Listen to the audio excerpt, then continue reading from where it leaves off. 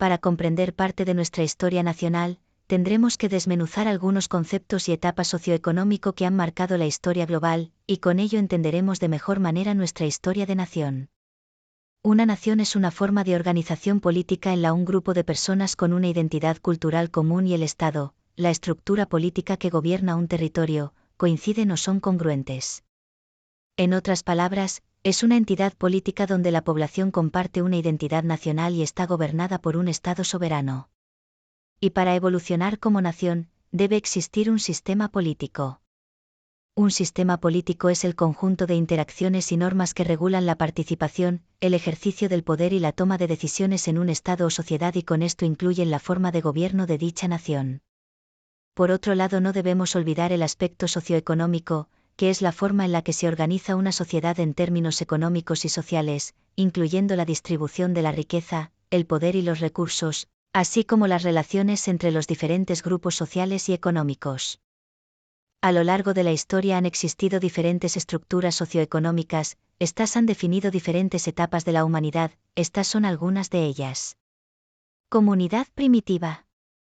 Caracterizada por la propiedad colectiva de los medios de producción y la ausencia de clases sociales. La economía se basaba en la caza, la pesca y la recolección. Esclavismo. Marcado por la explotación de personas esclavizadas como fuerza de trabajo. Se desarrolló en civilizaciones antiguas como Grecia y Roma, con una economía agrícola y la construcción de grandes imperios. Feudalismo. Dominado por una estructura social jerárquica con señores feudales y siervos. La economía se basaba en la agricultura, con una producción limitada y una sociedad rural. Mercantilismo. Surgió en la Edad Moderna, con un énfasis en el comercio y la acumulación de metales preciosos. Se caracterizó por la intervención del Estado en la economía y el proteccionismo comercial. Capitalismo. Se basa en la propiedad privada de los medios de producción y la búsqueda de beneficios del dueño de la propiedad privada. A grandes rasgos y de manera resumida, estas han sido algunas de las estructuras socioeconómicas importantes a lo largo de la historia de la humanidad. Ya con estos conceptos dejados en claro, a continuación veremos un suceso que marcaría la historia de México como nación, el periodo del Porfiriato, sus antecedentes, características y el fin de esta etapa. Hay que recalcar lo siguiente: antes de la llegada de Porfirio Díaz al poder, México estaba en una posición muy vulnerable, estaba en un contexto de inestabilidad política, conflictos sociales, intervenciones extranjeras, crisis económica, y un sinfín de problemas más. La participación de Porfirio Díaz en la Batalla de Puebla fue clave, ya que en la victoria del 2 de abril de 1867, donde lideró las fuerzas republicanas que derrotaron al ejército imperialista en Puebla. Fue reconocido como el héroe del 2 de abril, por su valor y mérito en el campo de batalla. Esto evidentemente elevó el estatus social de Díaz, fue proclamado héroe y en el ámbito socio fue visto de esa manera.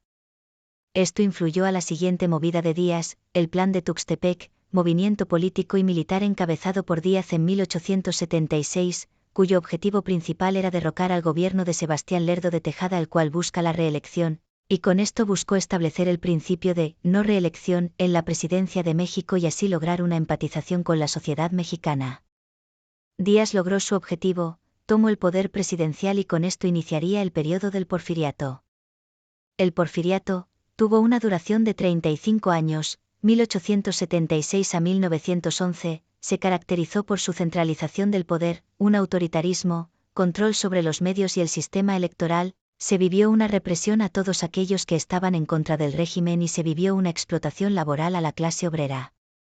Aunque por otro lado hubo la búsqueda de la modernización y el crecimiento económico a través de la inversión extranjera y la construcción de infraestructura como los ferrocarriles, una red telegráfica, edificios públicos, puertos, entre otros. El país experimentó un desarrollo económico, pero esto no ocultó que también se abriera aún más la brecha de la desigualdad socioeconómica, y con ello generando cada vez más descontento en la población mexicana. Generando protestas y huelgas, como las huelgas de Cananea y Río Blanco, en las cuales se demandó desigualdad salarial entre salarios mexicanos a diferencia de los extranjeros, malas condiciones de trabajo, explotación y el abuso de poder. Estas huelgas fueron reprimidas por el poder militar de Díaz. Todas estas malas acciones de este periodo, desembocó un descontento social, y en esta etapa entre Francisco y Madero, se opuso a la reelección indefinida de Díaz y a la falta de democracia.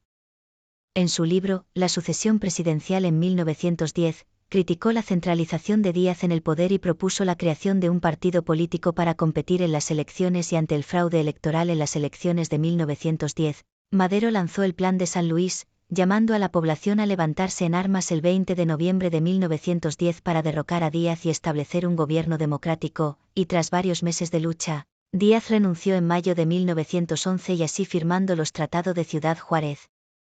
Firmado el 21 de mayo, un acuerdo de paz entre el gobierno de Porfirio Díaz y el movimiento revolucionario encabezado por Francisco y Madero. Después de renunciar a la presidencia en 1911, Porfirio Díaz se exilió en Francia, específicamente a París, donde pasó sus últimos años hasta su muerte en 1915.